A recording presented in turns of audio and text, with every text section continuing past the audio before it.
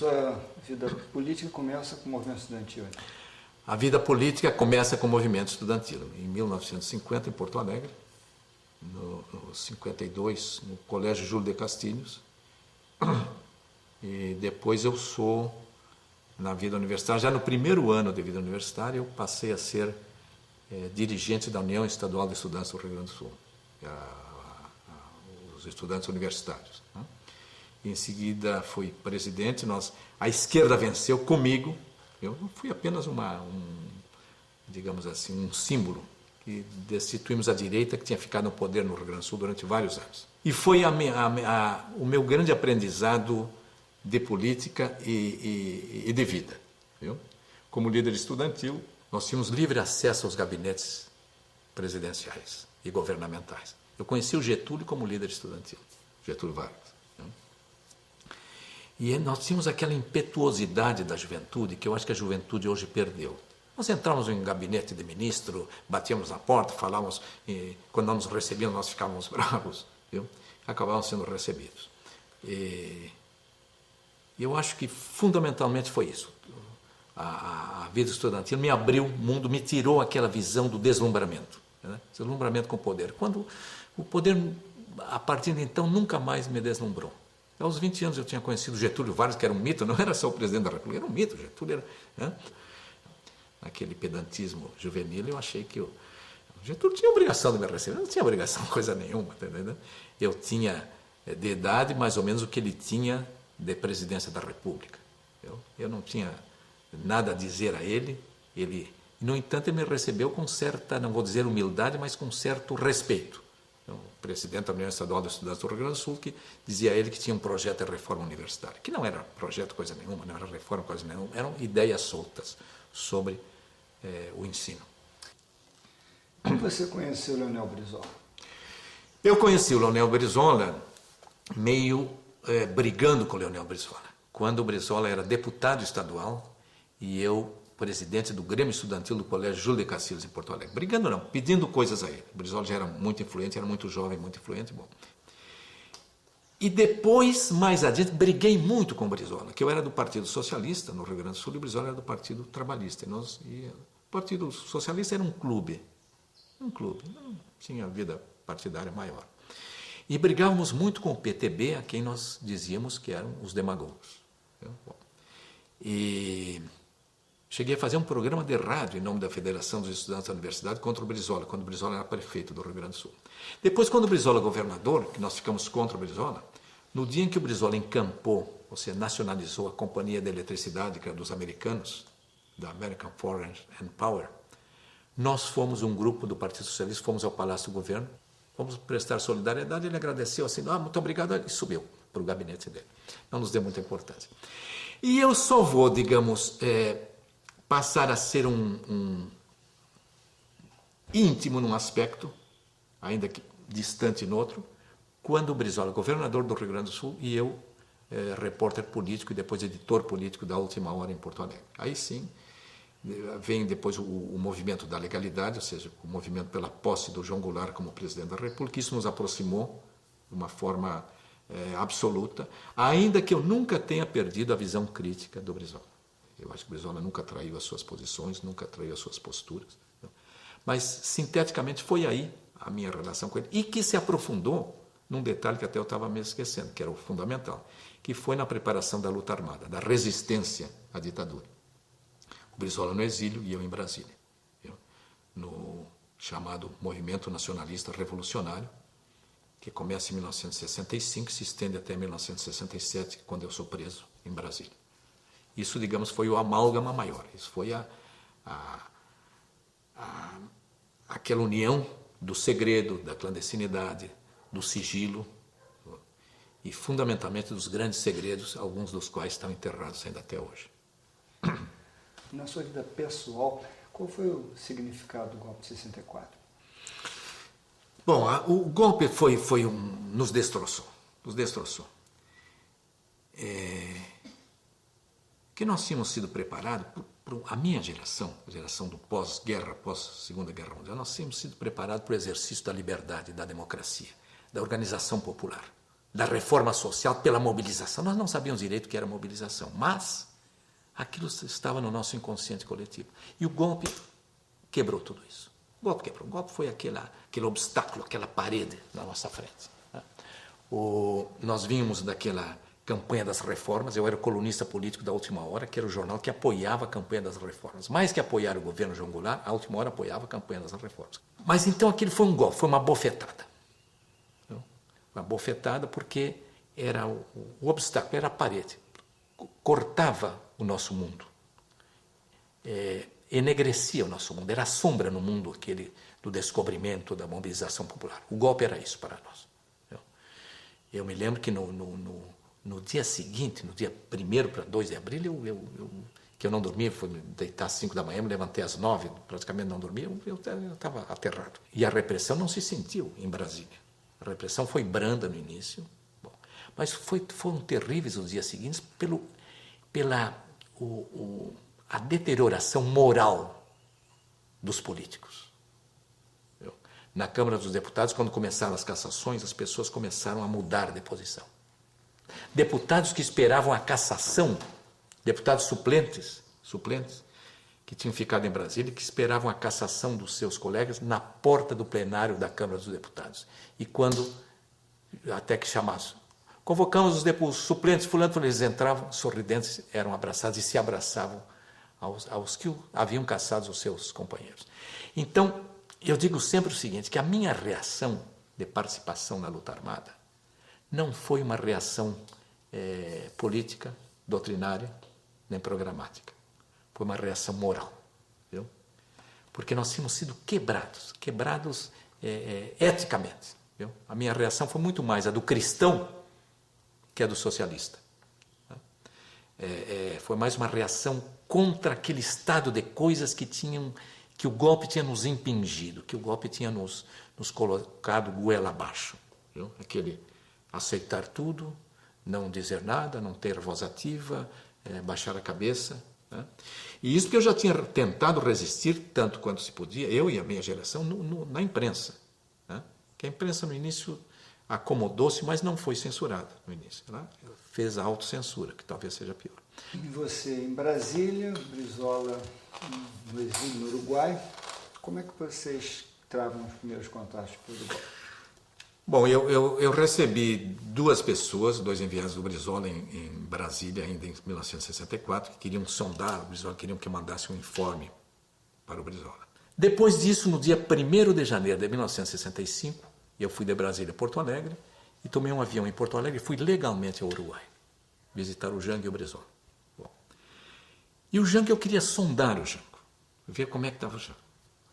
E o Brizola eu já queria meio me oferecer para o Brizola. Olha, Brizola, eu acho que temos que fazer alguma coisa. E o Brizola já estava, nesse momento, em plena ebulição da resistência. Só que ele queria ainda pensar numa resistência pelos quartéis, uma espécie de contragolpe, aproveitando que havia ficado de militares nacionalistas e de esquerda, principalmente no Exército. E só no Exército. Na Marinha não havia mais ninguém, na Aeronáutica também, talvez um ou outro. E já nessa época o Brizola já tinha feito contato com Cuba, já tinha recebido até algum aporte financeiro dos cubanos, já tinha recebido uma ajuda financeira do Fidel Castro. E eu volto para Brasília já com certas missões do Brizola, 1965, mas ainda tudo muito difuso. E depois, pouco a pouco, em 65, o Brizola é ganho em Montevidéu para a visão da guerrilha, do foco, que era a visão dominante na época. Hoje pareceria um absurdo, mas era a visão dominante. Naquela época do Vietnã em chamas, ainda com a Revolução Cubana bem próxima, vitoriosa e bem próxima. Estou falando de 1965, a Revolução Cubana é de 59. Bom, ainda exitosa, a Revolução Cubana, ainda guevarista, não sovietizada, não burocratizada.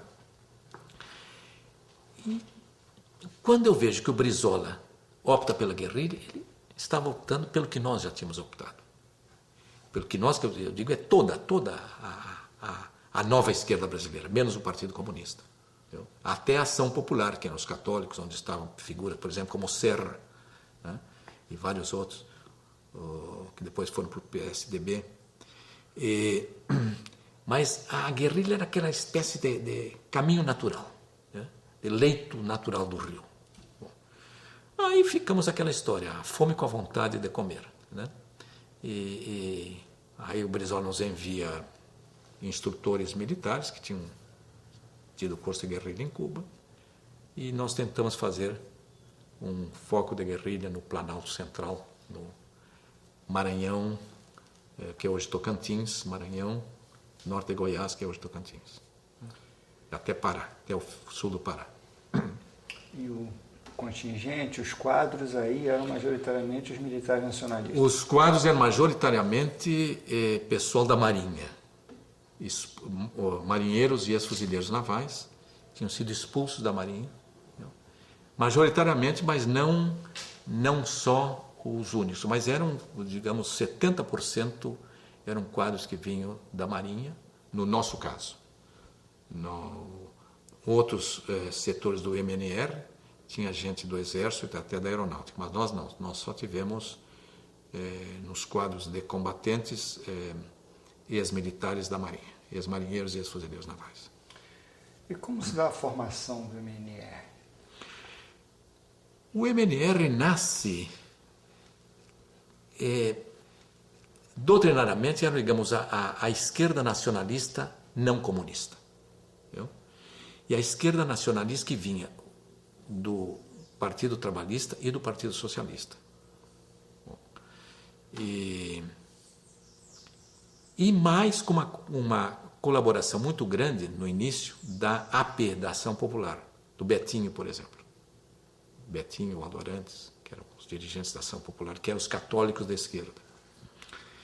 E que depois saem, refluem, ficam à parte, saem, digamos assim, do regaço do Brizola e tomam um caminho à parte com outro tipo de organização, a Ação Popular, que era muito forte na época, principalmente na classe média, principalmente no eixo Rio-São Paulo.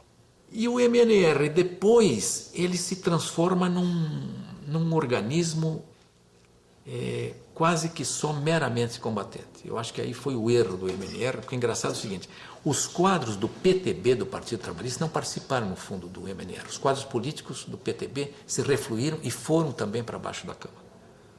Não acompanharam o Brizola. Não acompanharam o Brizola. O Brizola ficou quase que sozinho. Se baseou muito o MNR no antigo movimento dos sargentos, principalmente em São Paulo, com o ex-sargento Onofre Pinto. Foi uma grande figura, um dos homens mais injustiçados da resistência armada. Porque um dos fundamentos do MNR foram os ex-sargentos caçados e até os que continuavam no Exército, do chamado movimento dos sargentos.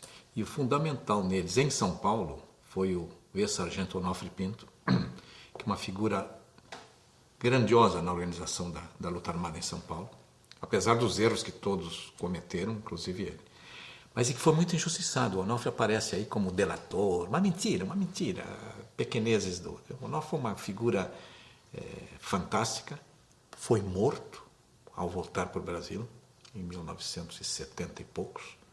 Foi morto, caiu num ardil, numa armadilha terrível. Bom, então, a injustiça maior é isso, porque o Onofre, que foi um dos que saiu conosco do grupo dos 15 trocados pelo embaixador americano, ele morreu nas mãos, na tortura no Paraná, onde ele foi preso ao entrar para o Brasil, e é apontado nessa coisa sorrateira, pequena, como delator de si mesmo. Ele foi morto, delator de si mesmo, terrível. O Onofre era o grande esteio em São Paulo do MNR, que depois desaparece o MNR e forma uma outra organização em São Paulo. Bom, mas então, fundamentalmente, foi o MNR, combatente, foi isso. E no Rio nós tínhamos, e eu é que dava, digamos, eu é que era o enlace, a ligação, ainda que eu morasse em Brasília, não no Rio, nós tínhamos um grupo de intelectuais heterogêneo que colaborava conosco. Quando entrava o Antônio Calado, o Otto Maria Carpo, que era até um conservador lúcido, e o Tiago de Mello, que era o grande articulador disso, né?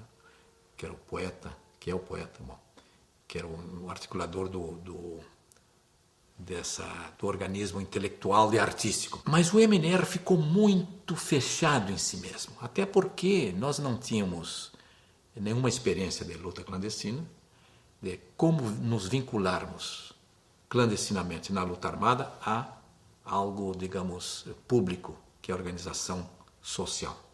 Então nós ficamos desvinculados disso, como depois o erro se repetiu no resto das organizações armadas nos anos seguintes. E qual era a estratégia do MNR? Chegaram a se fazer algumas ações? Sim, houve 3 tentativas de focos de guerrilha, uma no Mato Grosso, que prosperou em um determinado momento e depois veio abaixo. A nossa no Planalto Central, que se deslocou muitas vezes, que não, mas os 2 focos não saíram, digamos, da tentativa de localização de terreno. E a chamada guerrilha de Caparaó, que foi todo mundo preso, foi um fiasco, que era o grupo melhor preparado, que era praticamente só ex-militares. Havia um que não era ex-militar, que era civil.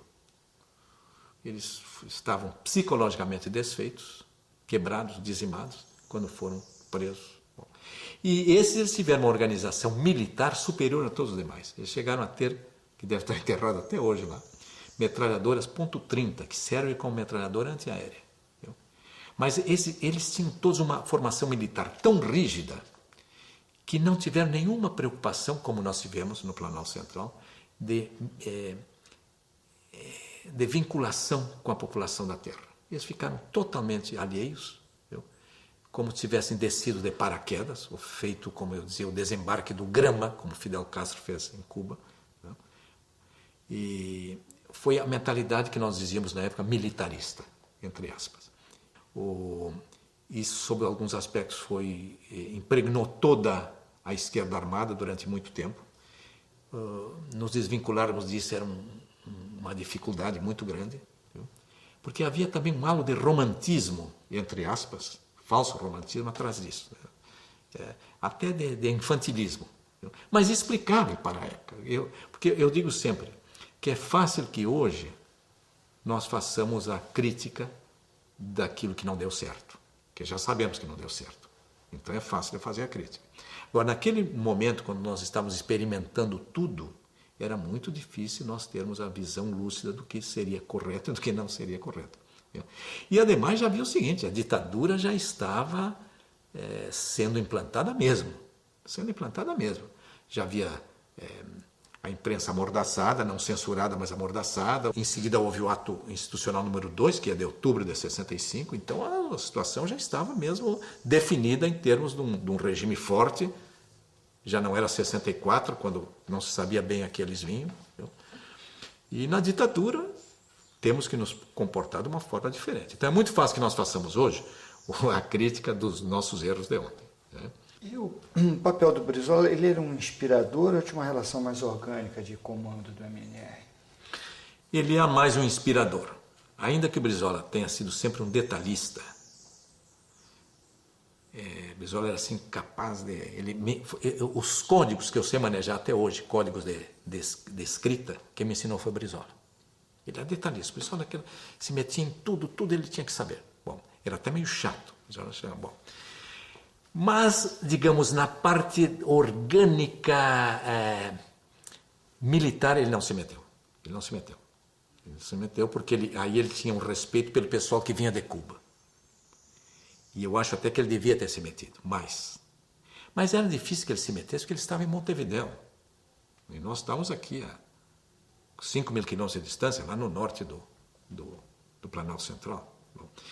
Mas ele tinha, já nessa época, uma disputa muito grande em termos de formação com o pessoal de Cuba, com os cubanos em si, que os cubanos foram muito difíceis na história, muito difícil. Se mandavam as pessoas para Cuba, isso era caro. Bom, caro em todo sentido, tinha que ter passaporte com outro nome, passaporte de terceiras pessoas, para conseguir passaporte era muito difícil. Então era uma dificuldade operacional muito grande isso, era um custo de tempo e até de dinheiro. Bom, e os cubanos eram duros na formação. A formação cubana era meramente militar. e impregnava o pessoal que vinha de lá de uma visão caolha da realidade. A realidade que os rodeava, eles não davam importância. E em que momento o Brizola decide retirar o apoio do movimento armado? Bom, isso eu só fui ficar sabendo aos poucos, que num determinado momento, em 1960, depois da queda de Caparaó, que foi em março de 67, já antes disso nós não recebemos mais apoio financeiro de Montevideo, não recebemos mais dinheiro. Tivemos que resolver os nossos problemas com a nossa metodologia, conseguimos dinheiro aqui. E aí eu já comecei, mas não desconfiava que o Brizola já estava refluindo. Entendeu? Até que eu recebo um emissário do Brizola, o Cibiles da Rocha Viana, que tinha sido, depois foi do governo do Brizola no Rio de Janeiro, em que me diz, olha, o Brizola manda vender o barco, nós tínhamos um barco ali no Tocantins. Eu disse, mas que é isso, pô? Nós não podemos ter. Tínhamos muita gente em operação, muita gente que vivia só daquilo, que tinham deixado tudo para viver daquilo. Mas eu não, na ingenuidade, eu não me dei conta que era. Pensei que fosse apenas um novo plano tático e estratégico. O Brizola já estava refluindo.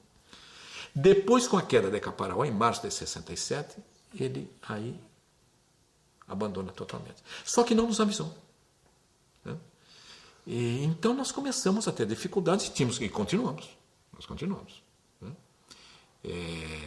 Deslocamos esse pessoal desse lugar onde ele sugeria que deslocássemos, mas passamos para outro.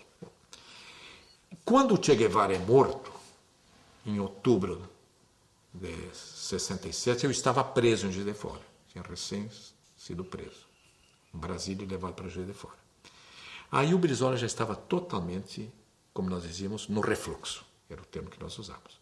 Só que nós não sabíamos direito disso. Nós não sabíamos. O Brizola tinha cortado a comunicação conosco e nós, como eu estava preso, também tínhamos cortado a comunicação com eles. Eu só fui, ao sair da prisão, em dezembro de 67, é que eu fui ter certeza absoluta do refluxo, como nós dizíamos, do Brizola. De fato, o Brizola nunca acreditou muito na história da guerrilha. Ele foi levado à guerrilha pelo espírito que dominava Montevideo e que dominava a época naquele momento. Ele acreditava mais na sublevação dos quartéis. Achava que sublevar os quartéis. Tá, né? Aliás, os políticos todos tinham essa visão de sublevar os quartéis. E o que vocês fazem, então, nessa transição, quando o Brizola ele se retira? Bom, eu sou preso nessa época. Casualmente, uma coincidência. Sou preso por uma coisa menor, por um grupo nosso que nós tínhamos no Triângulo Mineiro, em Uberaba, que não participava da operação guerrilheira. E eu sou preso por uma guerrilha inexistente, e não pela existente. Sou preso pela guerrilha do Triângulo Mineiro, que nunca existiu, foi uma invenção do Exército. Bom. E gostei muito de ter sido preso por isso, porque não apareceu o resto. Só que o resto teve que ser desmobilizado comigo na prisão. Porque eles não sabiam por quê. O pessoal lá no Tocantins não sabia por que eu tinha sido preso. Então eles começaram a se desmobilizar. Tivemos, inclusive, mortes a morte de uma pessoa que morreu. Morreu de malária. Um ex-marinheiro. Mas é uma baixa, né? Terrível. Quando eu saí da prisão, que o Supremo Tribunal Federal me deu um habeas corpus em dezembro de 1968, aí eu vou tentar saber como é que estão os outros, tá entendendo? Para que não se sintam abandonados. Então já tinha todo mundo já refluído para Brasília, ou nas imediações de Brasília, para Goiás. E um estava aqui, outro lá, etc. Bom, eu depois, pessoalmente, voltei ao jornalismo. Eu, em janeiro de 68, quando o Samuel Weiner volta do exílio, definitivamente, da França, nos reencontramos e fomos... O Samuel me deu para trabalhar ao lado dele na Última Hora do Rio, refazer a Última Hora do Rio. Então, eu voltei para o jornalismo. E fiquei no jornalismo, praticamente sem ter me metido em nada, todo o ano de 68. Até os movimentos de rua de 68, eu acompanhei do jornal. Me meti indiretamente pelo jornal. Fazendo até uma edição essa do jornal, da Última Hora, que circulou quando terminava a grande manifestação dos 100 mil. Quando terminou, estava se vendendo a Última Hora sobre a manifestação dos 100 mil. Jornal de 4 páginas sobre a manifestação. E só voltei a me integrar à resistência, também por um problema moral, depois do ato institucional número 5, que foi em dezembro de 1968. Que aí eu saí nesse dia 13 de dezembro, eu saí da última hora, junto com Samuel Weiner, saímos do jornal. O Samuel repartiu o dinheiro que tinha no jornal, tinha 1 milhão, segundo ele, 1,5 milhão de cruzeiros, que não era muito dinheiro, não era 1,5 milhão de hoje, eram 150 mil reais de hoje. Ficou 1 milhão para ele e 500 mil para mim. Que dava isso aí para viver, não dava para viver muito tempo também. Não. Só que o Samuel, em seguida, se apresenta ao primeiro exército no Rio, para mostrar que era bonzinho. O Samuel era o dono do jornal, tinha o chamado patrimônio para defender. Eu não era dono do jornal. E eu não me apresentei, não fui procurado, o exército nem a marinha me procurou. E aí eu me meti de novo na luta armada, aproveitando no Rio que tinha sobrado do MNR e que tinha vindo para o Rio. Que o MNR de Brasília, o nosso, um pessoal foi para a LN e outro pessoal foi para a VPR. Bom, e os do Rio, nós que tínhamos vindo para o Rio, não tínhamos ido para nenhum lugar. Bom, então nos refizemos no Rio, demos um nome lá que nasceu até na prisão, na penitenciária Lemos de Brito, onde havia um grupo de ex-marinheiros presos, Movimento de Ação Revolucionária, que era MAR. MAR era o nome, eles eram do MAR, marinheiros. Bom. E nos refazemos no Rio, somos uma espécie de apoio tático da ALN no Rio, que não tinha nada. Viu? E tentávamos, nesse momento, eu e mais 2 do movimento, uma espécie de unidade entre a VPR de São Paulo e o Marighella, e a ALN, que lutavam muito entre si. Havia uma rivalidade enorme, uma rivalidade gritante, cáustica, brutal. Viu? Que continuou no exílio, que continuou no México quando nós chegamos no México. Viu? A rivalidade entre o pessoal da ALN e da VPR. Viu? Terrível, uma coisa infantil, viu? Típico da esquerda, aquela brincadeira que se faz quando há 2 homens da esquerda, 2 pessoas da esquerda, há 3 dissidências. Né? Se diz isso muito dos trotskistas, mas serve para toda a esquerda. Então, sinteticamente, foi isso que eu fiz, até que, como consequência de uma ação nossa em 1969, numa cilada no Rio, eu sou preso. E aí sim, era a minha 3ª prisão no Brasil, eu vou conhecer algo que eu não conhecia, que era a tortura. Isso eu não conhecia. Não conhecia mais.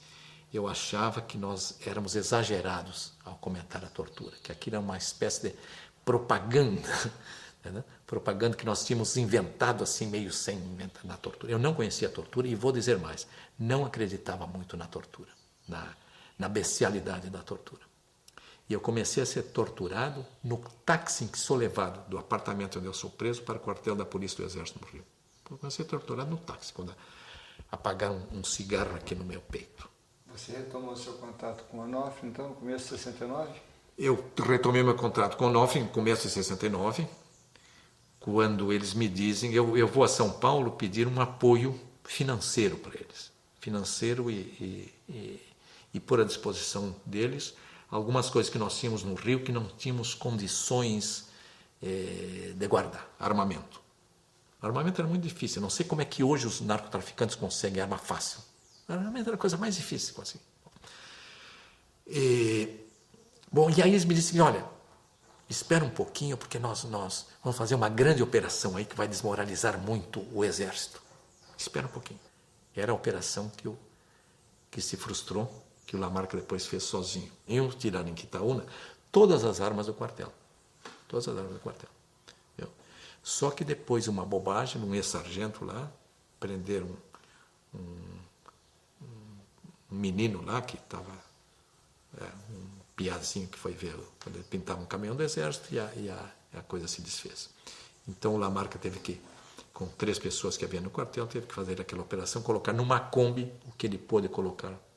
Eles iam tirar todo o armamento do quartel, absolutamente todo. Ia ser realmente uma operação fantástica. E ia ser uma desmoralização total.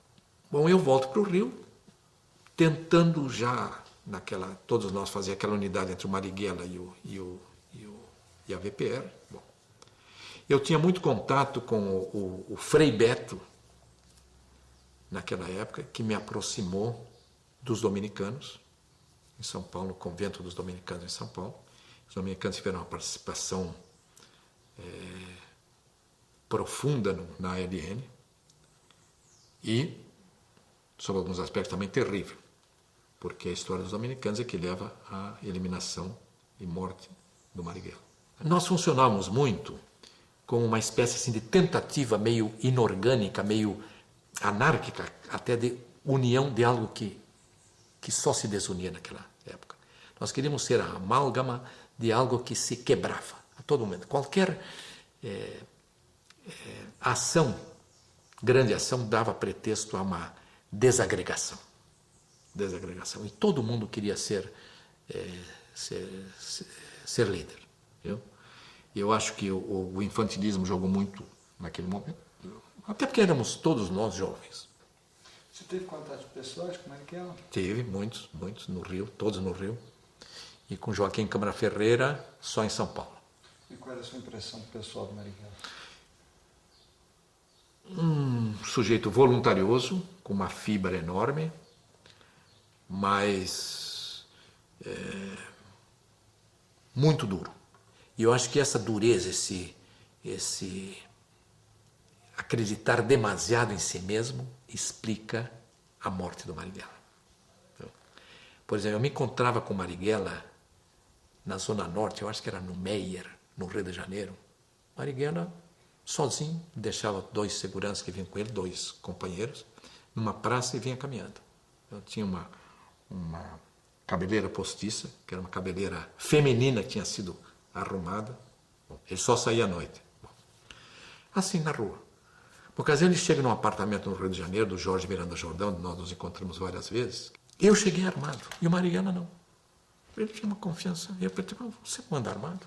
Não. Mas o que me chamava a atenção no Marighella era aquela persistência, aquela pertinácia, aquele entregar-se totalmente. Que o Brizola tinha muito também disso. Viu? Eles eram muito parecidos como mentalidade, o Brizola e o Marighella. Viu? Como mentalidade, como forma de agir.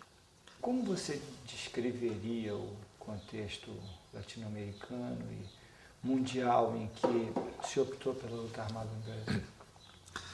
Bom, eu acho que o contexto, principalmente latino-americano, da opção pela luta armada, ele vem da Revolução Cubana. Tinha sido aquela coisa fácil, romântica, maravilhosa, rápida. A Revolução Cubana foi muito rápida. A Revolução Cubana nos deu todos os ingredientes, humanos e psicossociais. A Revolução a 70 milhas de Miami, nos Estados Unidos. Revolução socialista nova. Não era a burocracia da União Soviética. Nova. Bom, dura no início, houve o paredão, etc. Bom, mas era contra a corrupção do Batista, contra a entrega, o entreguismo do Batista, da ditadura anterior que havia em Cuba. E isso faz pulular aqueles movimentos na América Latina, todos movimentos suicidas. Guatemala, Venezuela, Colômbia, o mais conhecido ficou da Colômbia com o padre Camilo Torres, né? E na Argentina também, bom. Então havia algo natural, a rebelião, em função da Revolução Cubana. E havia um outro detalhe. Era a época da rebelião dos negros nos Estados Unidos, Angela Davis, o Black Power nos Estados Unidos. Era a grande rebelião. Os Estados Unidos dos anos 60 e dos Estados Unidos discriminatório. O negro não entrava em ônibus de branco. E vice-versa. Negro não ia à escola de branco e vice-versa. Bom, e o Vietnã? O Vietnã foi o grande... Se eles podiam, por que nós não podíamos? Né? E agora, o catalisador realmente foi a ditadura. Porque se a ditadura não houvesse sido o que foi, ninguém pensaria em luta armada. Até 64, só os que pensaram na luta armada foram os aventureiros das ligas camponesas, que é um caso à parte, do Francisco Julião. Mas o catalisador da resistência da luta armada foi a ditadura. Sem a ditadura, nós não teríamos a quem combater. Não teríamos inimigo. E o mar? Então, o mar se organiza, parte para algumas primeiras ações e como se dá o desenvolvimento? O mar foi um grupo pequeno, autônomo, sem maior representatividade, com muita gente no Rio de Janeiro, principalmente são todas advogadas hoje, e advogados ou juízes, e tem até um que é desembargador, e que eram estudantes de direito na época. O núcleo do mar foi a penitenciária Lemos de Brito, no Rio, onde havia um grupo de ex-marinheiros que esses estagiários da Faculdade de Direito atendiam.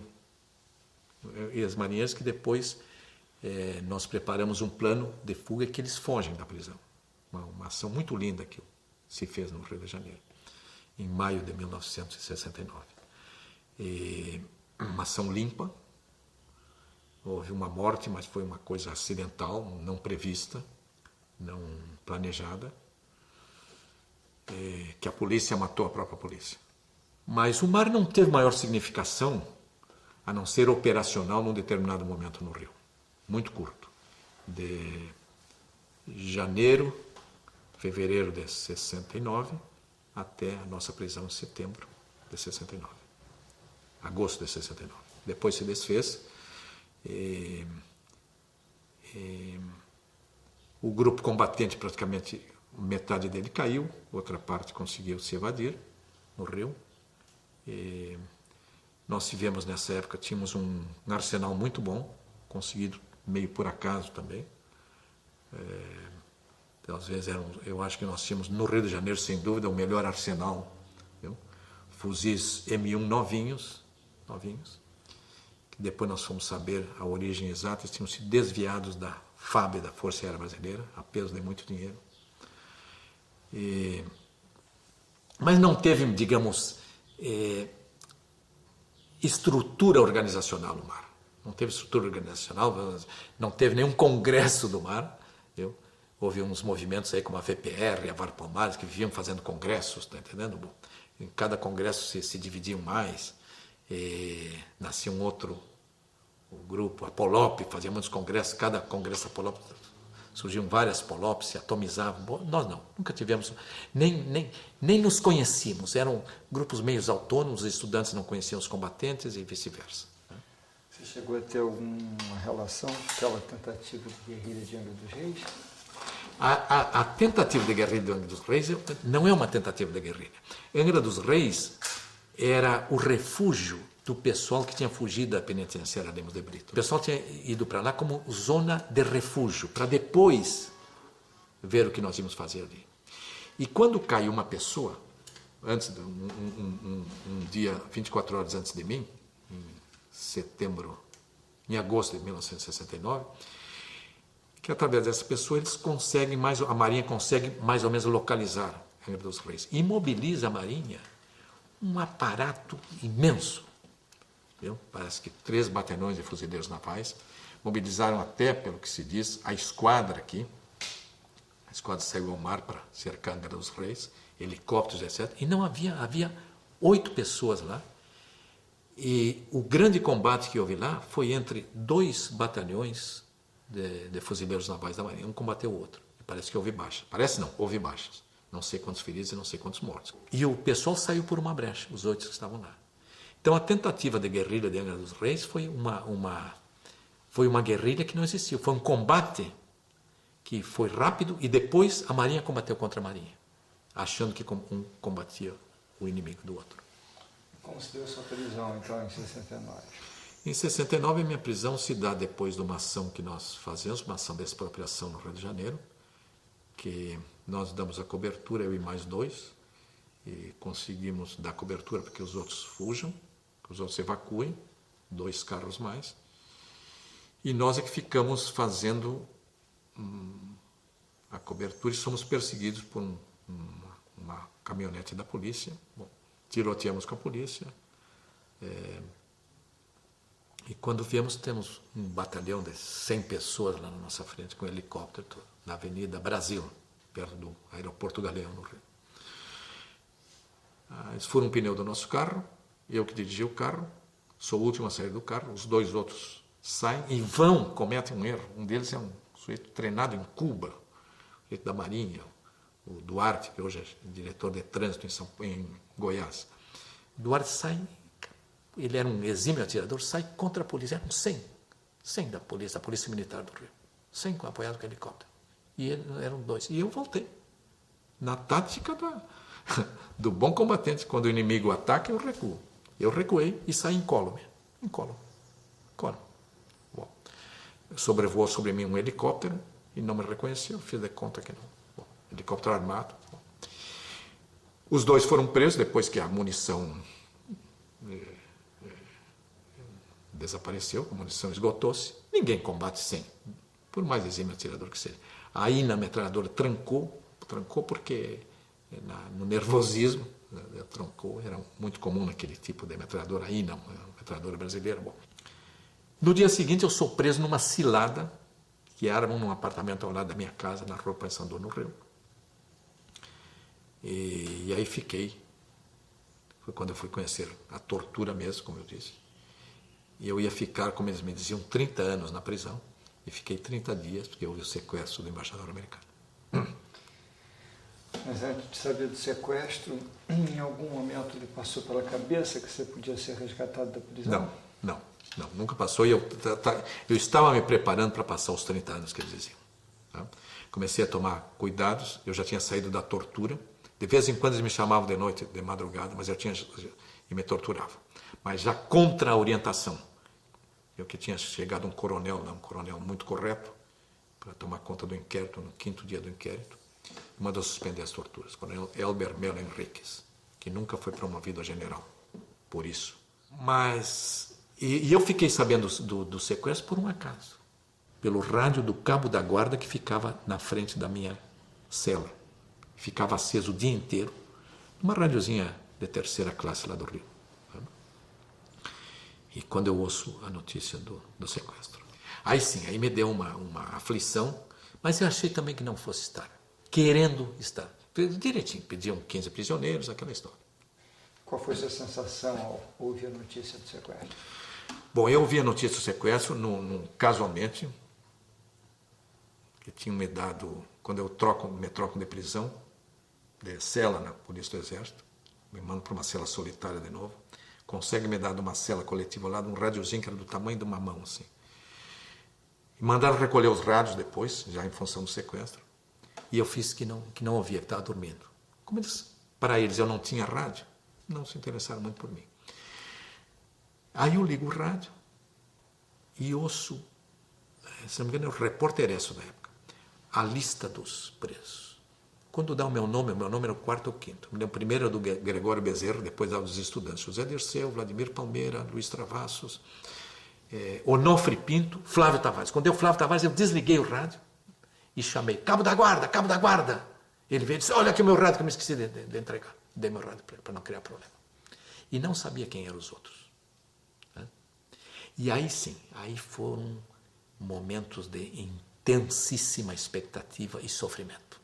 Que passou aquele dia, passou o dia seguinte, e só no 3º dia, no dia 6, foi dia 4 de setembro o sequestro, passou o dia 4, passou o dia 5, só no dia 6 pela manhã, e que me tiram da cela e de uma cela ao lado da minha, o Ricardo Zaratini, que tinha vindo de São Paulo. E nos tratam muito bem, vão ali, conversam conosco, nos servem um cafezinho, perguntam como é que nós estamos, por que você se meteu nisso? Me perguntaram. Eu de um lado e o Zaratini do outro. Bom, eu e o Zaratini não nos conhecíamos. Bom, depois dessa conversa, na manhã do dia 6 de setembro, voltamos para a cela. E sem que eles soubessem que eu sabia, eles não sabiam que eu sabia do sequestro. Eu até perguntaram, se você entrasse nesse sequestro, como é que eu vou entrar nisso? Como é que eu vou entrar nessa lista? Eu não. Bom. Mas aí, como não vinha nada, nenhum aviso, eu comecei a me perturbar. Lembro que não almocei, não consegui almoçar. E até que no meio da tarde do dia 6 de setembro, chegou o major que me havia torturado. Na porta da cela, com um fuzil FAL na mão, que é um fuzil automático, e um capacete, que significa que vai sair do quartel. E me diz, abre a porta e diz assim, você tem 3 minutos para arrumar todas as suas coisas, menos o que seja de comer, e vai ser levado do quartel. Ele disse, para onde é que eu vou? Disse, não sei, você está nessa história do sequestro, embaixador. Bom. E aí eu fiz uma coisa assim, bom, mas eu quero ver a minha mãe. que estava no Rio, tinha vindo do Rio Grande do Sul, estava no Rio no meu apartamento. E disse, nada de quê, bobagem de ver a mãe. Bobagem de ver a mãe. Quando você se mete nisso, não pensa na mãe. Aí eles me trazem o que tinha me tirado, que é os meus sapatos, eu estava sem sapatos. E eu peço o meu relógio, os sapatos, a minha máquina de escrever e uma máquina fotográfica. A máquina de escrever e a máquina fotográfica nunca vieram, nem o relógio. Bom, vieram só os sapatos. Eu enfio os sapatos sem cordão e saio. Eu e os Zaratinos somos postos num camburão do exército e literalmente fomos salvos porque estávamos nesse camburão do exército. Que esse major que havia nos torturado estava na frente com um fuzil e tocava a sirene e abrindo o trânsito. Bom, e nós chegamos na base aérea do Galeão, onde eles me entregam para a aeronáutica para que eu siga no avião, antes de que a direita militar, que eram 60 paraquedistas, oficiais paraquedistas, a ultradireita militar, antes que chegasse na base aérea do Galeão, que eles queriam invadir a base aérea, como invadiram, ocuparam a base aérea, tomaram a torre de controle do aeroporto, que queriam nos sequestrar e nos fuzilar, ou nos enforcar em praça pública. O problema deles é não saber o que faziam, se nos fuzilavam ou se nos enforcavam. E você tem notícia de como os outros seus companheiros de voo foram levados até o Galeão? Bom, o pessoal que veio de São Paulo veio que era a maioria, veio num avião militar. Era José Dirceu, Luiz Travassos, os estudantes, Vladimir Palmeira, o Onofre Pinto, que veio com o uniforme, o único que vem com o uniforme do presídio de Carandiru, o Onofre Pinto. O Rolando Frati, que mais que vem de São Paulo. Depois do Rio, os dois estudantes, a Maria Augusta e o Ricardo Sarregas, estavam presos numa prisão comum, se não me engano, foram levados para o Galeão, não sei como, quando eu cheguei lá eles já estavam. E o Ivens Marchetti, do Monte Lima, veio da Ilha das Flores, era preso da Marinha, veio num helicóptero. E no helicóptero ele voou ali, inclusive disseram que iam atirá-lo no helicóptero para baixo, etc. Eu acho que dos últimos a chegar no Galeão. Então, nos fizeram aquela ficha datiloscópicas com todos os dedos aqui da mão e nos fotografaram uma espécie de banquinho movediço em todas as posições de perfil, meio perfil, 3/4, aquela história, de costas. Depois fomos para a pista, para a famosa fotografia, aquela dos 13. Né? Que são os 15, que são 13 na fotografia que acho que é a fotografia da imprensa brasileira mais publicada no Brasil e no mundo. Né? A fotografia nossa. Né? Como é que foi aquela formação ali para a foto? É mais ou menos a mesma. Nos formamos assim, uns ficam agachados. Eu fiquei na ponta esquerda em cima. Bom, como quem estava comandando a operação de fotografia era um sargento lá da Polícia do Exército, bom, e tinha que pôr mais uma pessoa embaixo, ele só sabia o meu nome, disse, Flávio! Porque os outros vinham de São Paulo e não sabiam quem era. Assim, Flávio, te agacha. Então eu saio da ponta, eu estava na ponta e me agachei na ponta esquerda. E nesses segundos, né, que me agachei, eu disse assim, vamos mostrar as algemas, rápido, vamos mostrar as algemas. Porque a maioria estava escondendo as algemas. Então o que se vê naquela foto, que dois, eu nem tive tempo de mostrar muito a algema, dois mostram as algemas. O primeiro que mais mostra é José Dirceu. José Dirceu mostrou as algemas num gesto que é para mostrar que nós íamos algemados, que nós continuávamos presos. E o Onofre Pinto, que mostra assim. E eu fiquei ainda meio assim, porque eu me agachei e eles batem. Alguns, como o João Leonardo, que era um homem de muita coragem, mas era um velho advogado, ele põe um suéter, uma malha em cima das algemas, para esconder as algemas. Não. Isso faz o criminoso comum. O preso político não se sente culpado. O preso político mostra o rosto, mostra a cara, não encobre nada, mostra a algema, diz o nome. Né? Porque o preso político não é um culpado, ele não se sente culpado. Ele é uma vítima do sistema, do terror que ele, preso político, quer destruir. Né? Depois a viagem em si. Eu me lembro que quando nós entramos no avião, fomos levados para o avião, eu entro e era um avião assim, com bancos longitudinais, um Hercules imenso, entra um caminhão dentro daquele avião. Bancos longitudinais de lona, nós todos algemados. E o Onofre Pinto, que foi dos primeiros a entrar, me chama. Flávio, senta aqui. Aí diz um dos oficiais daquele só, não pode falar, não pode falar, não pode falar. Mas eles estavam nervosíssimos. E só depois é que eu vim saber por que eles estavam nervosos. Que eles deviam ter recebido ordem de que fizesse aquela operação rápida, que sabiam da reação da ultradireita militar dos paraquedistas. Bom, e eu sei que eu acabei me sentando, não pude me sentar lá junto com o Onofre Pinto, que estava lá na ponta, me sentei sendo o último aqui da frente. Ao meu lado aqui, à direita, o Ivens Marchetti, que estava com uma japona grossa. Fazia muito frio no Rio naquela época, naqueles dias. E na minha frente, sentou a Maria Augusta, um pouquinho mais do lado, e mais um outro só. Depois estavam todos aqui nesse lado. Bom, e na apenas tantos, bem, uma pessoa com um casquetezinho assim, tipo francês, muito cordial, muito sorridente. E eles já estão amarrados, todos aí, tem que amarrar. Aí nos amarraram, além do... Amarrar. Disse, olha, eu sou o comandante do voo, mas muito cordial. Sou o comandante do voo, comandante Egon Reinisch. E a minha missão é muito delicada, levar vocês até o México, entregar a Embaixada Brasileira no México. Ele tinha recebido instruções para nos entregar a Embaixada Brasileira. E eu vou pedir a colaboração de vocês. Vou pedir que vocês não falem entre si, não conversem entre si, nem falem de qualquer coisa.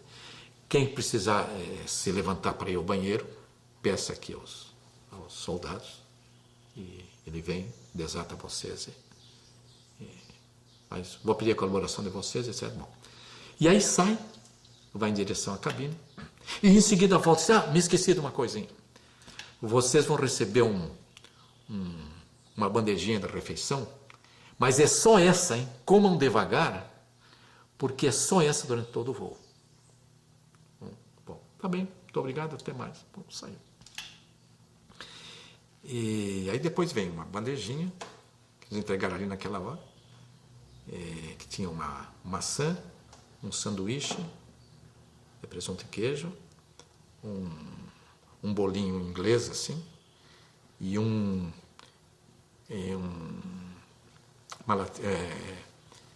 leite com canudinho, era assim um leite que se vendia naquela época, assim, uma espécie de triângulo. O avião decola, sem que nós soubéssemos o que estava acontecendo naquele momento quase na base aérea do Galeão, que era o pessoal, os paraquedistas chegando. Eles ficam trancados num engarrafamento de trânsito que nos salvou a vida. Que eles iam invadir, como invadiram a base aérea do Galeão. Eles eram 60 paraquedistas, a maioria oficiais, gente, batalhão de elite, treinadíssimos para missões de assalto. Viu? O pessoal da base aérea não sabia nada. Né? Eles tomaram a torre de controle do aeroporto, o avião já tinha saído. Bom, só que nós não sabíamos disso. Bom, aí eles saem, dali tomam, já no finalzinho da tarde, os transmissores da Rádio Nacional, no Rio, e leem o capitão Francimar, que hoje é coronel reformado, lê um comunicado duríssimo, comunicado que no fundo é um comunicado, no fundo não, de fato é um comunicado contra a junta militar que tinha se dobrado às imposições dos terroristas e do Departamento de Estado americano e tinha permitido que, concordado com a saída dos prisioneiros. Que memória você tem do embarque do Gregório Bezerra em Recife? A chegada do Gregório foi a nossa grande interrogação, a entrada do Gregório no avião. Quando o avião desceu em Recife, Rio-Recife, um voo longo, aquele avião, o Hércules, é um avião muito lento, imenso, mas lento. Eu me lembro que o Ivens Marchetti, que estava do meu lado, com uma japona, eu me encostava no Japão, porque frio no avião, aquele avião não tem cabine pressurizada, encostava pelo frio. Eu saí com 2 camisas, só uma sobre o corpo, 2 camisas de manga curta. E ele me disse assim, que nós não podíamos falar, mas falávamos, coisinhas mínimas. Né? Pobre do velho Gregório, deve estar todo quebrado. Disse, pobre. Que para nós o Gregório era um velho. Entendeu? Tinha 69 anos, 70 anos, era um velho. Era o velho Gregório. Bom, aí demorou. A soldadesca toda desceu para jantar. Era final da tarde já, início da noite. Aí sobe o Gregório. Eu digo sempre que o Gregório parecia um anjo branco, um anjo alvo. Cabeleira branca, camisa branca, calça branca. Alpercatas, não alpargatas, alpercatas nordestinas de couro branco. Cinto branco. Bom, carregando uma coisinha assim pequenininha. Dentro do avião, cumprimentou todo mundo. Ele era assim todo, bem antigo, cumprimentou todo mundo assim. E sentou-se sentou-se exatamente na minha frente, naqueles bancos longitudinais, ao longo do avião, na minha frente. E em seguida veio um cabo, eu nem sabia que era cabo, fiquei sabendo em seguida, da aeronáutica, e algemou o Gregório. Ele entrou sem algema, amarrou o Gregório e algemou o Gregório. E saiu, e o Gregório do quê? Ele saiu, tá de costas indo para o Gregório, diz o Gregório, seu cabo! Aí fiquei sabendo. Suas algemas estão muito apertadas. Deu uma ordem. O Gregório era um ex-militar. Tinha sido militar em 1935, na rebelião comunista. E o cabo veio pressuroso. Viu? Pressuroso. Está bem assim? Disse, não, afrouxe um pouco mais. E o cabo afrouxou. Afrouxe um pouco mais. E afrouxou e disse, agora está bem. Você tem uma lembrança clara do embarque do Chuchu em Belém? Tenho. Bom, eu só fui saber que era Belém muito tempo depois. Eu achava que fosse Manaus ou Belém. E aí daqui a pouco entra, que nós não sabíamos quem era. Entra um sujeito,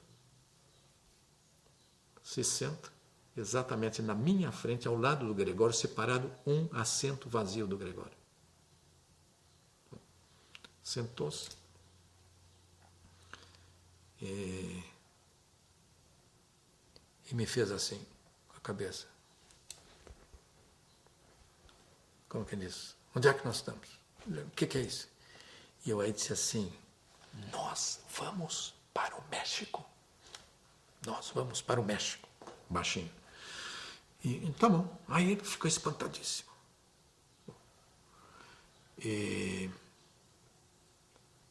Mas não ouviu direito o que eu disse. Bom, e aí ele se senta e começa a assobiar.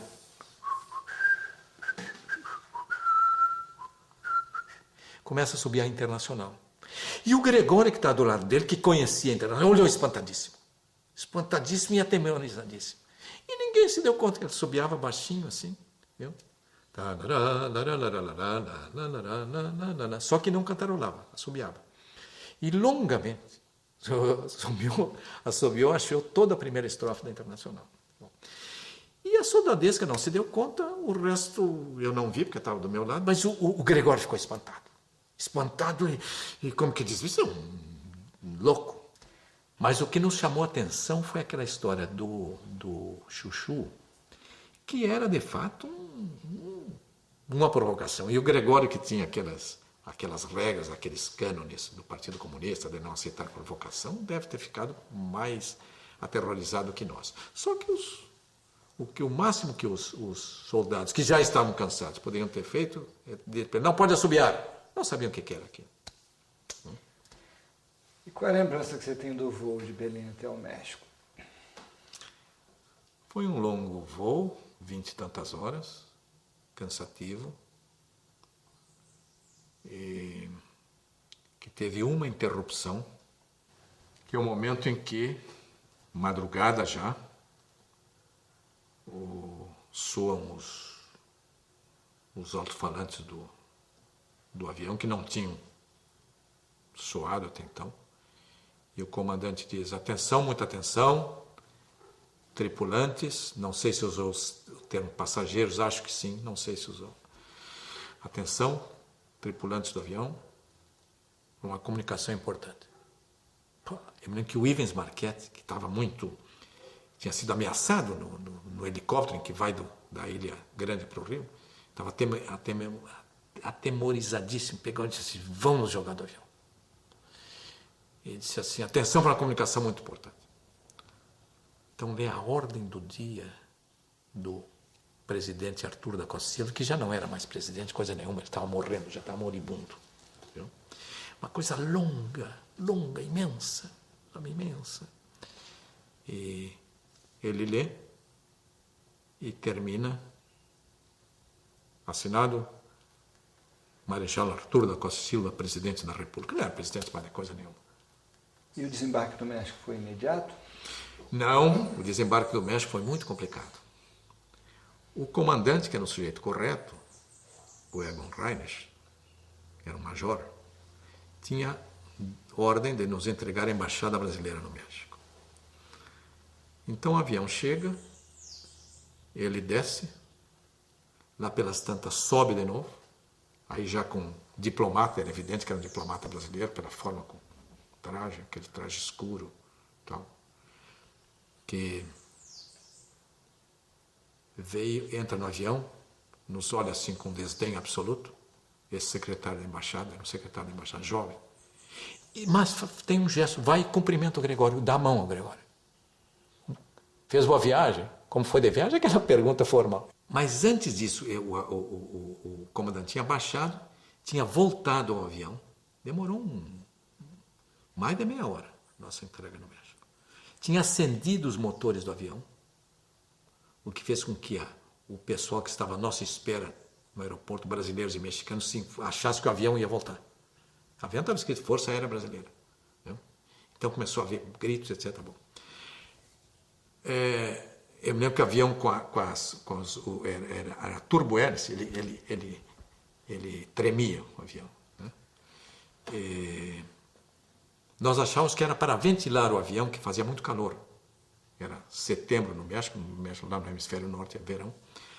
Mas depois eu soube que o comandante tinha feito isso para evitar, ele tinha medo que o pessoal que estivesse, e tinha muitos jornalistas na pista, que o pessoal que estava na estação de passageiros invadisse a pista e viesse abrir as portas do avião, coisa assim. Estava cheio de jornalistas na pista, cheio de jornalistas, o mundo inteiro ali. Bom, e mais os americanos, a polícia mexicana. Bom, mas isso aí demorou muito tempo porque ele tinha determinação recebida no Rio de nos entregar a embaixada brasileira. Tá? E estavam preparando isso, nos levar para a embaixada brasileira. Tá? Absurdo, do ponto de vista da soberania nacional do México. Bom, até que entra no México uma pessoa, sem feições indígenas, meio calvo, óculos, entra assim, bem no estilo mexicano, assim, bem convicto do que dizia, do que fazia, e disse assim: em México mandamos nosotros. Quítenles las esposas y liberen a estos señores de inmediato. Ou seja, no México nós é que mandamos. Tirem as algemas e libertem esses senhores de imediato. Essas pessoas de imediato. E aí o comandante, e esse da Embaixada Brasileira, se espanta. Eu acho que o da Embaixada Brasileira, que pergunta, quem é você? Ele disse assim, estava aberta a porta, ele disse, sou Cerecedo López, jefe de migraciones del Aeropuerto Internacional de México. Aí criou um reboliço no avião. E ele disse assim, e rápido, porque no México não se permite o uso de algemas. Aí mudou a história. Nós tínhamos deixado de ser prisioneiros e éramos migrantes. Éramos imigrantes para o México. Para o México nós éramos imigrantes, não era prisioneiros. Aí mudou a história. Né? Mudou a história. Aí foi eu me lembro que eu já naquele momento eu percebi, aí foi o paraíso aberto à nossa frente. Nós saímos do inferno, até então estávamos no inferno, e abria-se o paraíso. E como foram os primeiros dias no México?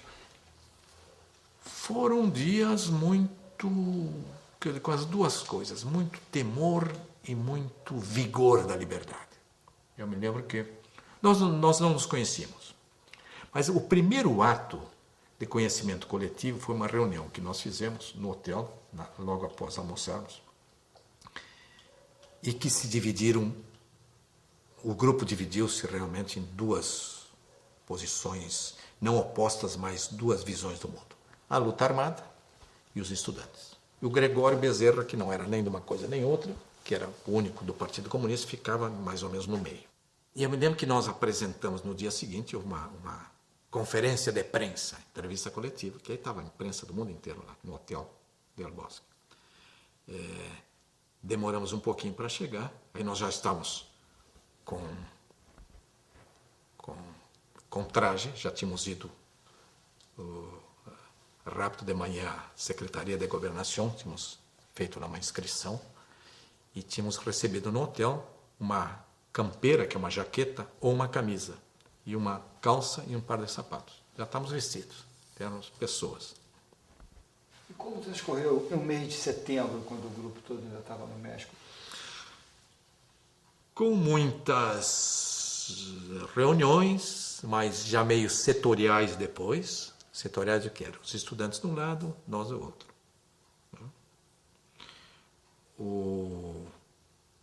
Mas já meio cada um por si. Houve uma discussão muito grande, na qual eu me empenhei muito, sobre ir ou não ir para Cuba. Bom, porque eu era a única pessoa do grupo que tinha alguma experiência com Cuba, ainda que sem jamais ter estado em Cuba, pelo MNR. Que o primeiro vínculo da esquerda brasileira com Cuba foi o MNR do Brizola. E eu sabia das dificuldades em Cuba, do pessoal que ia para Cuba, queria voltar e não voltava. Tu tinha que estar na linha dos cubanos para poder voltar. Bom. E as dificuldades do isolamento em Cuba, muito maior que do México. Cuba estava isolado do mundo, só tinha relações diplomáticas com o México, nas Américas, com o México. E mesmo assim o avião que ia do México para Cuba, 2 vezes por semana, da empresa cubana, fotografavam todo mundo que entrava no avião. Todo mundo. A polícia mexicana punha ali e fotografava. Bom. E aí eu coloquei isso para o pessoal. Primeiro uma reunião da luta armada. A luta armada se reunia e os estudantes, depois nos reunimos em plenário.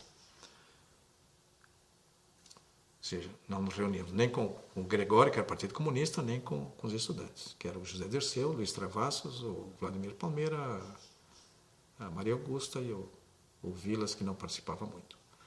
Bom, mas então eu coloquei esse problema. Disse, olha, vocês não conhecem Cuba, eu conheço. A dificuldade dos cubanos. Se mandava passaporte para o pessoal voltar, os cubanos davam para outros, e assim por diante. Então, temos que ter muito cuidado, temos que primeiro fazer ligações com Cuba, para ver como é que o Zaratini, nós vamos treinar lá, nós vamos treinar não sei quem, 6 meses estamos voltando para o Brasil. Eu disse, não é assim, Zaratini. Vocês vão esperar meses para treinar em Cuba, se não anos, tá? Meses, tem gente de toda a América Latina lá, não sei o quê, Tanto que eu tive com o Zaratini, que até hoje é meu irmão fraternal, meu amigo fraternal, eu tive com o Zaratini um arranca-rabo brutal. Viu? Arranca-rabo brutal. O Zaratini era digamos, o líder da história. O Onofre Pinto, que já conhecia as dificuldades do tempo do MNR, antes de ser da VPR, ficou meio a favor de mim, mas queria ir para Cuba também. Bom. E eu achava que tinha convencido o Agonaldo Pacheco, que era meu companheiro de quarto, da história de votar contra. Eu não queria votar contra ir a Cuba, eu queria esperar. Eu disse, olha, nós temos que esperar no mínimo mais um mês, temos que fazer todos os contatos com o Brasil, que senão nós vamos nos isolar em Cuba. Nós vamos nos isolar. Bom. E aí perdi, porque até o Pacheco votou contra mim. Né? Só ficou, se não me engano, eu e o Onofre. O resto, a Eliane votou contra mim. Os estudantes também queriam ir para Cuba. Eu lembro que o Zé Dirceu e o Vladimir não sabiam muito bem para quê, mas queriam ir para Cuba. O Zé Dirceu já era bem mais ousado que o Vladimir nessa época, que era muito cauteloso o Vladimir, engraçado. O Vladimir tinha sido o grande líder das manifestações de rua do Rio, era muito cauteloso. E o Travassos, que era da AP, da Ação Popular, os católicos da esquerda, que não tinha vínculos nem com o Vladimir, nem com o Zé Dirceu, mas procurava também ser uma espécie de união. O Travassos era muito boa pessoa. Eu me lembro que o Zaratini e o João Leonardo brigaram comigo com a história de Cuba. E só se reconciliaram comigo no aeroporto. No aeroporto eu entrei com eles lá para dentro da migração, quando eu disse, bom, mas eu fico no México, então. Bom, e aí se convencionou de que realmente, todos convimos em que era, o pessoal da luta armada, que era bom eu ficar no México, para fazer o enlace. Cuba, México. Bom, e eu que mandava para eles através do correio da embaixada, mandava as cartas que chegavam, mandava informações, bom, que demoravam a chegar a eles. Tanto que depois eu recebo uma informação do Onofre, que o Onofre tinha demorado 2 meses para receber uma carta minha, que ia para a embaixada, se eu entregava na embaixada ao meio-dia, o avião da Cubana de Aviação saía às 2 da tarde, ia na maleta diplomática, isso é aquele dia. Porque eu tinha mandado para o Onofre em código, eu tinha combinado com o Onofre um código. Bom, mandava em código. Então, enquanto os cubanos não decifravam aquilo, não entregavam para eles. Qual é a lembrança mais marcante que você tem nesse longo período de exílio? Poxa, são tantas, em tantos aspectos. Bom, do meu longo período de exílio, a lembrança mais marcante, que foi a mais dolorida, foi o meu sequestro e depois prisão no Uruguai. Foi muito mais dolorido o meu sequestro e prisão no Uruguai que a do Brasil. Ainda que eu tenha sofrido menos, em termos de tortura, porque no Brasil eu estava em disponibilidade para ser preso. Eu sabia que ser preso era uma contingência da minha opção pela resistência. Agora, no Uruguai, não. No exílio, eu me comportei como jornalista. Nem sequer como escritor, que eu pretendo ser hoje, como jornalista. Eu trabalhava para o Estado de São Paulo, um jornal conservador, aberto, mas conservador, e para o Excelsior do México, que era o maior jornal do México. Fui ao Uruguai para isso. O Uruguai teve uma missão humanitária, para tirar da prisão um jornalista lá, estava detido lá. Jornalista, trabalhava para esse jornal do México. Bom. Então eu fui sequestrado, não fui preso, eu fiquei 28 dias sequestrado, algemado e de olhos vendados e torturado. E depois fiquei mais 6 meses preso. Então a minha lembrança mais traumática mesmo do exílio foi isso. E como se deu sua volta ao Brasil? Bom, eu quando volto ao Brasil, eu já estava em Lisboa, foi na etapa final do meu exílio. Lisboa foi recebido muito bem, triunfalmente, assim com o carro do primeiro-ministro Mário Soares, do Partido Socialista, Mercedes-Benz dele, à espera no aeroporto. Quando eu chego em Lisboa, na minha última etapa no exílio, eu de fato já tinha voltado para o Brasil. Sabe por quê? Porque quando eu vou trabalhar para o Estado de São Paulo, eu ainda era obrigado, não pelo Estadão, mas indiretamente pelo SNI, a escrever com pseudônimo. Eu era Júlio Delgado. Minhas matérias saíram no Estadão com pseudônimo de Júlio Delgado. Mas quando eu sou preso no Uruguai, já o Estadão, que é o primeiro jornal, toda a imprensa brasileira saiu em minha defesa. Primeiro o Estadão, depois todos. Já é o Flávio Tavares. Júlio Delgado é o Flávio Tavares. Bom, eu já volto para o Brasil. Não sou mais o Júlio Delgado, eu sou o Flávio Tavares. Quando eu saio do Uruguai para Portugal, expulso do Uruguai, saído da prisão, eu sou matéria de primeira página em todos os jornais do eixo Rio, São Paulo, Porto Alegre e Belo Horizonte. Brasília. Primeira página. O Jornal do Brasil e o Globo deram na primeira página, o Estadão e a Folha deram também na primeira página. A Zero Hora também em Porto Alegre, assim por diante. E no final de 1979,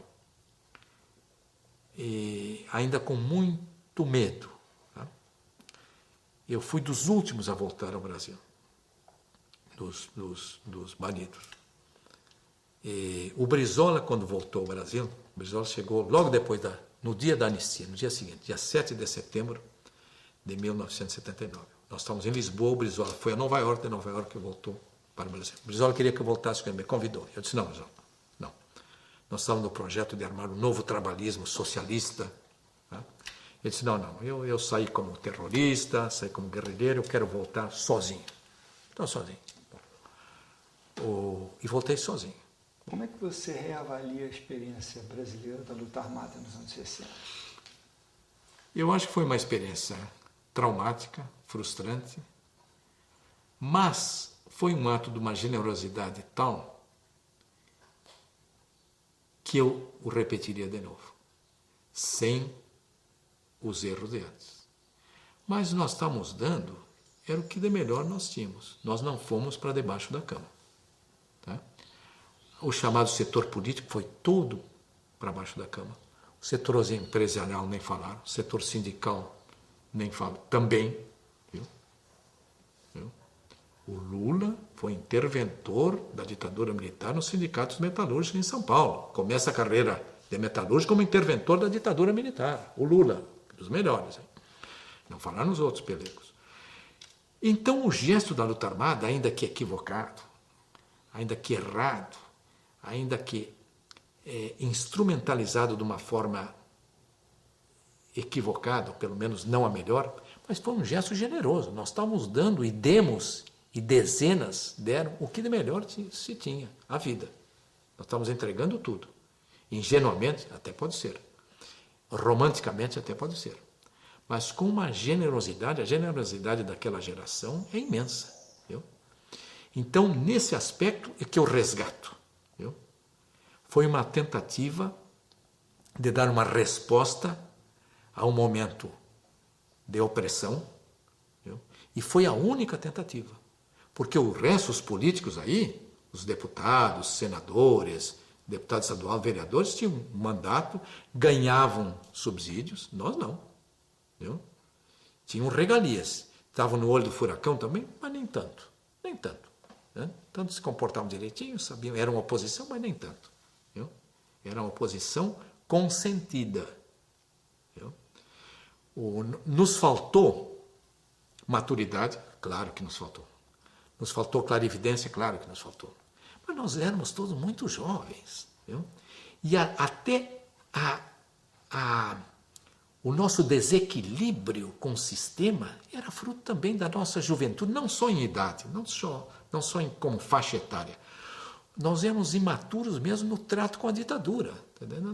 Aquilo que eu te dizia, nós vimos de uma geração que tinha apostado tudo no exercício da liberdade e que acreditava que a democracia e a justiça social e o socialismo viriam pela prática da liberdade, da mobilização popular. Qual é o significado do sequestro do embaixador americano? Como é que você reavalia aquela ação? O nosso equívoco triunfal. Nosso equívoco triunfal foi o sequestro do embaixador americano. Viu? E para a repressão, para o governo, a partir de então a repressão se transformou.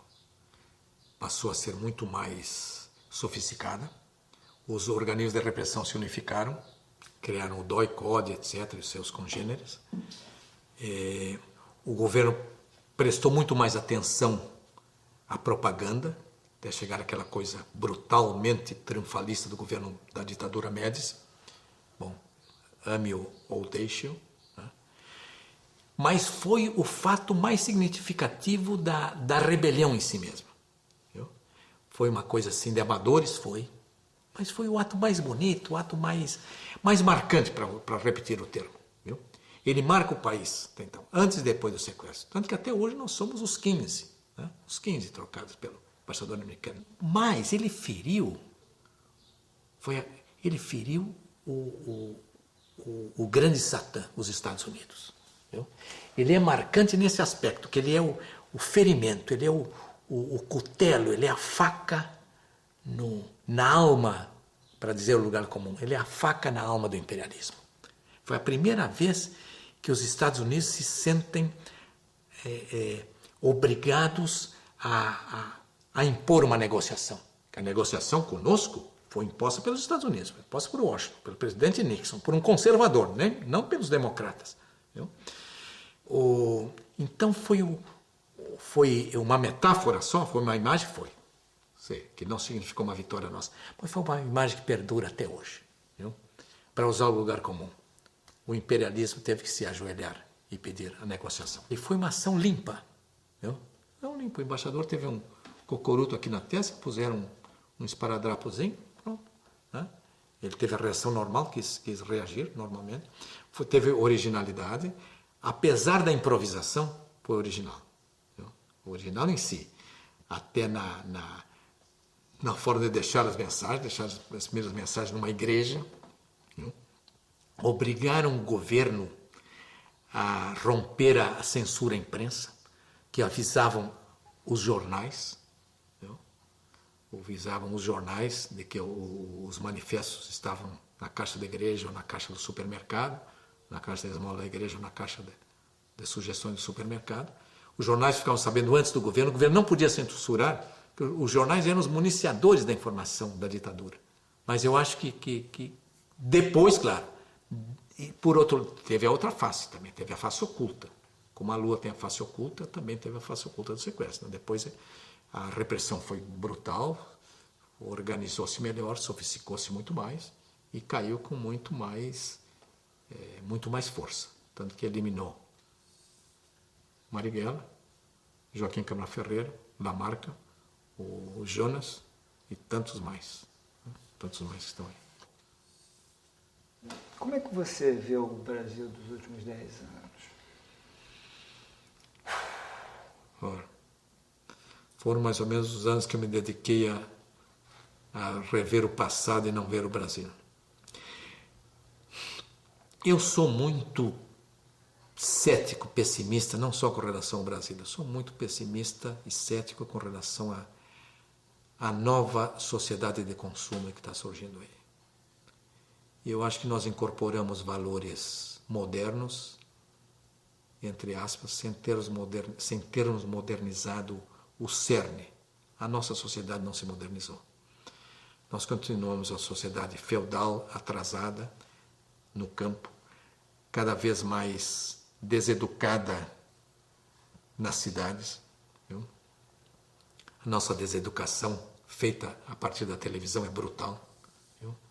A televisão hoje passou a ser o grande fator educador do país, entre aspas. Educa deseducando. Bom. Então, eu acho que os últimos 10 anos foram os anos no mundo inteiro. Os anos do triunfo, da sedução das quinquilharias do capitalismo. Viu? O triunfo da sedução da sociedade de consumo.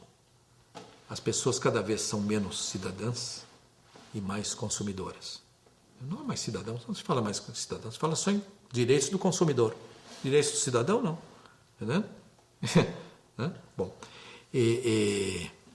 então eu acho que o grande papel da esquerda hoje, que é difícil fazer isso, é desmascarar tudo isso.